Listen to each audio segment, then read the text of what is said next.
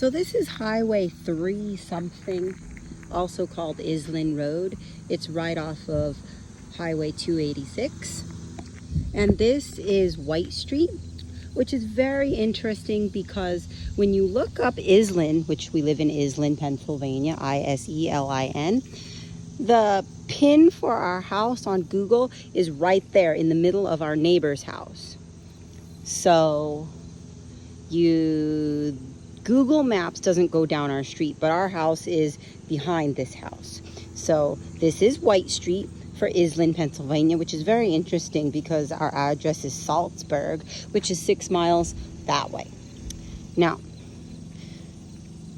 walking down Island Road, which Google Maps doesn't go down, and everybody asks, how did you find it? Well, I did 2.5 years of research to find this place. Now, this is our house, that white one right here. And we are going to tear it down. So when we tear it down, we are going to move the house a few feet this way when we build a new one. This is also our property, all the way up to that pile of wood back there. So we're going to move it a few feet this way, just so we can account for a driveway. So this is the front of my house.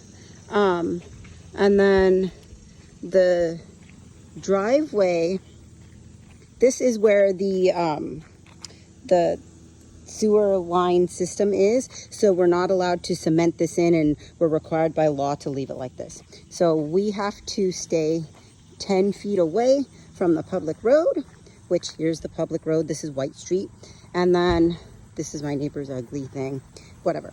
So the driveway will be here. And then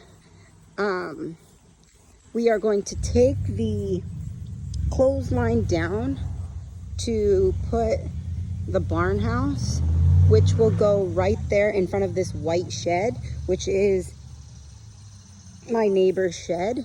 So it'll go right here. And it will go all the way close to that oak tree. So this is the backyard.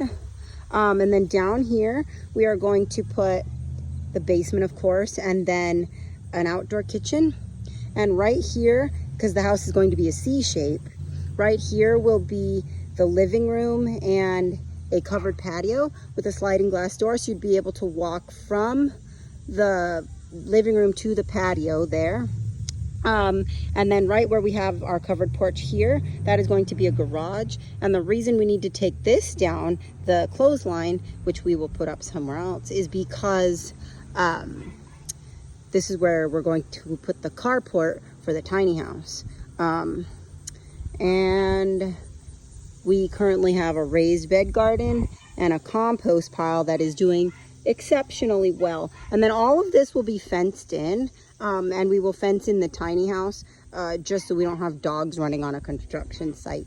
But this will be a cement foundation, and where the tiny house is going to go, that'll also be a cement foundation. I believe the tiny house barn is 17 foot or 18 foot high ceilings. So it doesn't take up that much room this way. It's only like a 16 by 32, which we can go all the way 38 this way without running into the tree.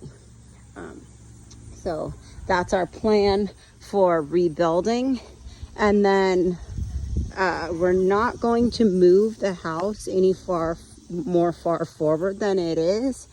But this whole grass section is going to be driveway, which I'm not sure yet what material we are going to use, just because cement will crack and gravel is bad on your tires. But yeah, this is what we are working with now. And by this time next year, it'll be a completely new house. Now, we're not going to do basement, first floor, and second floor. We're just going to do basement and first floor. And the house will be a C shape. And the curve of the C will be in the back where the patio will be. And then in the basement, which is in the back, we will have it down there. We will have a library and a homeschool room and an office and the laundry room. And then upstairs will be like our regular house. We are going to do a farm door on our walk-in pantry in the kitchen and an island with a cooktop. But anyways, that's sort of the idea. This is all going to be torn down, and the reason being is because we could try and fix it, which would be extremely expensive. Got my morning glories growing, which were here before we bought the house. But the issue we have, which you can probably maybe see, is let's find a worse spot. Okay, so if we tried to lift, what we needed to do originally is try to lift the house with jacks and put in a cement foundation.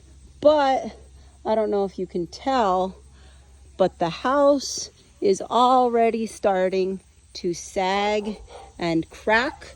So the professionals told us if we tried to lift the house, we could most likely crack the house down the middle. This originally was a duplex, but now it's a 6-bedroom. Sold to us as a 5-bedroom because one was used as a dining room, but we use it as an office. Anyways, this is what we're working with, and we will rebuild and have a new house to move into this time next year.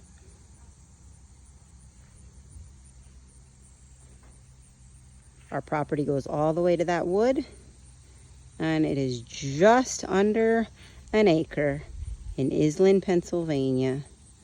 Oh, yeah, those are the wooden stakes for our fence, which we are now moving since we have to demo the house.